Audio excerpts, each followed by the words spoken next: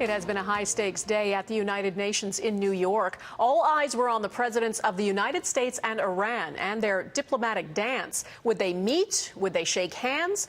Both leaders certainly used encouraging language today, suggesting a thaw in relations.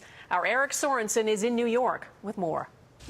U.S. President Obama presented the hard and the soft of American diplomacy today.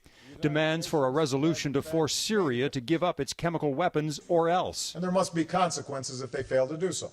But in the UN's temporary General Assembly chamber, a new conciliatory tone on Iran and its program that could develop nuclear weapons. But I do believe that if we can resolve the issue of Iran's nuclear program, that can serve as a major step down a long road towards a different relationship. Just as dramatic, the world looked for sincerity from the new leader of Iran, Hassan Rouhani, who suggests his country is prepared to remain nuclear weapons free.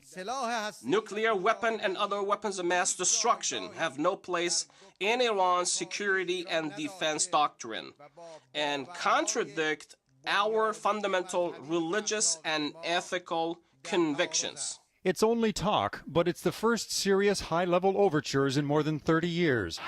Since the Iranian Revolution, when Americans were taken hostage with the approval of Iran's government.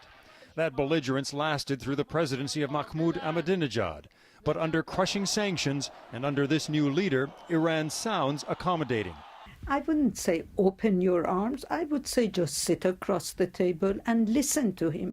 Israel, alarmed by Iran's nuclear ambition, is skeptical of the new Iranian leader, and so is Canada's Prime Minister. My sincere advice would be, when it comes to the government of Iran, that we should carefully monitor deeds far more than words. The Prime Minister in Ottawa, the opposition critical he's skipping an opportunity to speak to the General Assembly.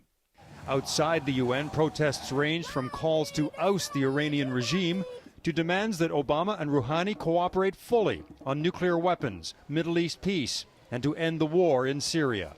For the sake of those lives hanging in the balance, we'd like to see President Obama and President Rouhani start that dialogue now. Today, the only handshake was pretend, but the prospect for genuine agreement exists for the first time in decades. There was a chance that Presidents Obama and Rouhani would meet today and perhaps exchange a handshake over lunch, but as it turns out, at the UN luncheon, alcohol was served, and according to the Iranian media, that is why Rouhani did not show up. Donna? Still a touchy relationship. Eric Sorensen at the United Nations.